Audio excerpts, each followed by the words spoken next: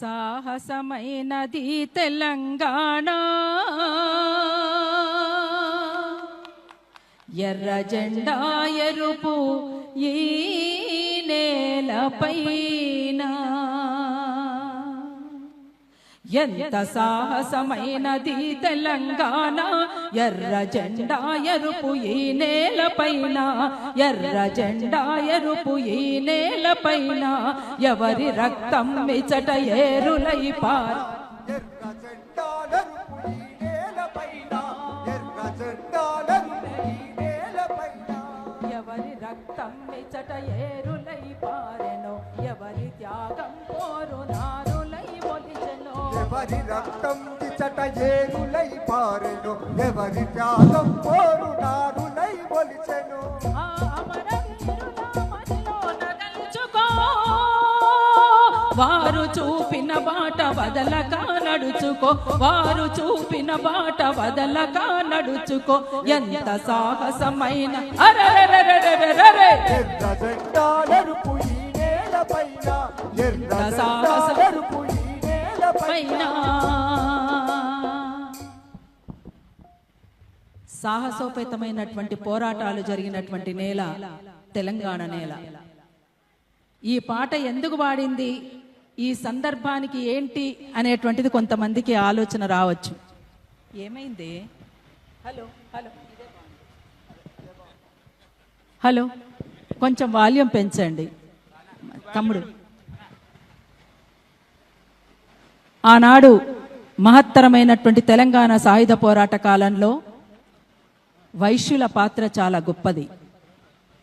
ఎందుకంటే ఆనాడు నిజాం పాలనలో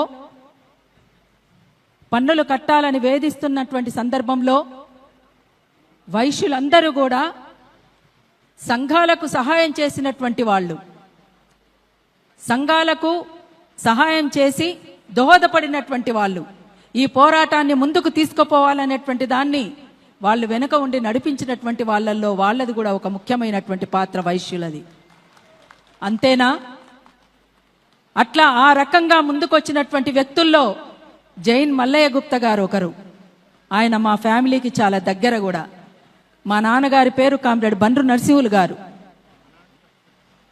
ఆనాడు తెలంగాణ సాయుధ పోరాట కాలం నుంచి కూడా మా నాన్న ఈ భావాలతో ముందుకు సాగుతూ జనశక్తి పార్టీలో ముందుకు సాగుతున్నటువంటి తరుణంలో 4 సంవత్సరాల క్రితం అమరుడయ్యిండు. అట్లా మా నాన్నకి జైన్ మల్లయ్య గుప్తా గారికి ఉన్నటువంటి స్నేహంతో మేము వాళ్ళ ఇంటికి పోవడము, వాళ్ళు మా ఇంటికి రావడం అనేటువంటిది కూడా చాలాసార్లు జరిగినటువంటిది. అట్లా మేము బాపు అని పిలిచేటువంటి వాళ్ళం జైన్ మల్లయ్య గుప్తా గారిని. అంతేకాకుండా ఇవాళ వరంగల్లో సికేఎం కాలేజ్ అనేటువంటిది ఒక కాలేజ్ ఉంది, మీ అందరికీ తెలుసా? దానికి చందా ఇచ్చినటువంటి వ్యక్తుల్లో ప్రముఖులు వారే నిలబెట్టినటువంటి వారు కనుకనే వాళ్ళ పేరు మీదనే ఆ కాలేజ్ ఉంది. అట్లా పోయినప్పుడు ఇంకొద్ది రోజులైతే మళ్ళా నేను పోయి అడగగానే చందా కావాలి, ఇట్లా కాలేజ్ కట్టబోతున్నాం, చందా కావాలని అంటున్నప్పుడు ఇంకొంతకాలం ఉంటే అనారోగ్యం వస్తుందో ఏమొస్తుందో అనేటువంటిది వెంటనే తను చందా రాసి నిలబెట్టినటువంటి వ్యక్తి సికేఎం గారు, చందా కాంతయ్య గారు. అట్లా ఆ రకంగా సికేఎం కాలేజ్లో ప్రిన్సిపల్గా పనిచేసినటువంటి వారు జయశంకర్ సార్ కూడా. అంతేకాదు అక్కడి నుంచి అనేక మంది ఉద్యమాలలోకి వచ్చినటువంటి వాళ్ళు ఉన్నారు ఆ కాలేజ్ నుంచి. అందుకనే ఆ వారసత్వానికి కొనసాగింపుగానే కాచం సత్తన్న గారు కూడా మలిదశ తెలంగాణ ఉద్యమంలో ఒక ముఖ్య భూమిక పోషించినటువంటి వాళ్ళు. అందుకనే ఇవాళ ఆ వారసత్వంతో ప్రజా ఉద్యమాలకు అండగా నిలబడినటువంటి వ్యక్తి కాచం సత్తన్న. అట్లాంటి కాచం సత్తన్న నిర్వహిస్తున్నటువంటి ఈ సభకు వాస్తవంగా ఇది పార్లమెంటరీ రాజకీయాలకు కొంత అనుకూలంగా పోతున్నటువంటి సభగా ఈ సభకు నేను ఎట్లా రావాలి అంటున్నప్పుడు మేమెంతో మాకంతా అనేటువంటి ప్రాతిపదిక మీదన ఖచ్చితంగా ఎవరికి ఉండేటువంటి అవకాశాలు వాళ్ళకు ఉండాల్సిందే అనేటువంటి దాన్ని మేము కూడా బలపరుస్తాం. కనుక ఆ మేరకైనా మేము ఖచ్చితంగా రావాలని అన్న కోరడంతో ఇక్కడికి రావడం జరిగింది.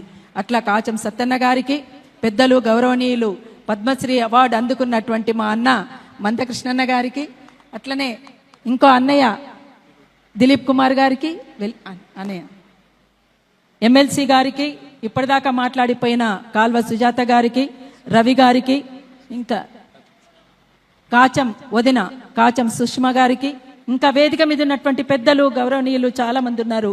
అందరికీ పేరు పేరున దీనికి విచ్చేసినటువంటి మిత్రులకు, ఏది ఏమైనా ఒక సంకల్పం అనేటువంటిది ప్రతి మనిషికి ఉండాల్సినటువంటి అవసరం ఉంది. అందులో ముఖ్యంగా తెలంగాణ ఉద్యమంలో, మలిదశ తెలంగాణ ఉద్యమమే కాదు, ఇంతకుముందే మనం మాట్లాడుకున్నాం, ఆనాడు తెలంగాణ సాయుధ పోరాట కాలంలో ఏ రకమైనటువంటి పాత్ర పోషించిండ్రు వైశ్యులు, మలిదశ తెలంగాణ ఉద్యమంలో ఏ రకమైనటువంటి పాత్ర పోషించిండ్రు వైశ్యులు అనేటువంటి దానికి నిదర్శనంగా ఇవాళ ఇక్కడ మనకు ఉన్నారు. అందుకనే ఇవాళ కాచం సత్తన్న లాంటి వాళ్లను ప్రోత్సహించాల్సినటువంటి అవసరం తప్పకుండా అందరు కూడా ఉండాల్సినటువంటి అవసరం ఉంది. ఆ రకంగా సంఘీభావం తెలపడానికే మేమెంతో మాకంత, మనమెంతో మనమంతా. ఒక్క నిమిషం అండి, ఎవరు మాట్లాడద్దు ప్లీజ్. మనమెంతో మనకంత అనేటువంటిది జనాభా దామాషా ప్రకారం ఎవరికి కేటాయించాల్సింది వారికి కేటాయించాల్సిందే, అది రావాల్సిందే, అది దక్కించుకోవాల్సిందే. అడుక్కుంటే వచ్చేది బిచ్చమైతుంది, కొట్లాడి సాధించుకుంటే మన హక్కు అవుతుంది. అది రాజ్యాంగం కల్పించినటువంటి హక్కు మనకు. ఆ రకంగా రాజ్యాంగం మనకు ఏదైతే చూపించిందో దిక్సూచిగా, రాజ్యాంగబద్ధంగా మనకు రావాల్సినటువంటి వాటా కోసం ఖచ్చితంగా మనం కొట్లాడాల్సిందే. ఆ రకమైన అట్లాంటి న్యాయమైనటువంటి డిమాండ్ ఎక్కడున్నా కూడా అరుణోదయ సాంస్కృతిక సమాఖ్యగా మేము ఉంటాము. అట్లా కాచం సత్తన్న ఏ విషయంలో జనం సమస్యలు, అనేక సమస్యలు తీసుకుంటారు సత్తన్న. మొన్న మధ్య మేము మహబూబ్ నగర్ దాకా పోయి కూడా ఇండ్ల స్థలాల కోసం అనేక మంది పేదలు, దళితులు, అన్ని రకాల వాళ్ళు, బహుజనులందరూ కూడా అక్కడికి వస్తే మేము వాళ్ళ కోసం అని రమ్మంటే ఖచ్చితంగా పోవాల్సి వచ్చింది. అట్లా ఆ రకంగా కొట్లాడేటువంటి స్వభావం ఎంతమందికి ఉంటుంది? ఎంతమంది ఆలోచిస్తారు ఆ రకంగా? పేదల కోసం, దళితుల కోసం, బహుజనుల కోసం ఆలోచించేటువంటి వాళ్ళు ఎంతమంది ఉంటారు? కానీ సత్తన్న తన శాయశక్తులా కృషి చేస్తున్నటువంటి తీరు అభినందనీయం. మరొక్కసారి ఈ వేదిక మీదుగా సత్తన్న గారికి అభినందనలు తెలియజేస్తూ, ఈ ఇంత పెద్ద మహత్తరమైనటువంటి కార్యక్రమాన్ని నిర్వహించినటువంటి మీకు మరొక్కసారి అభినందనలు తెలియజేస్తూ, జై తెలంగాణ, జై భీమ్, లాల్ సలాం, జోహార్ తెలంగాణ మరవీరులకు. Thank you very much.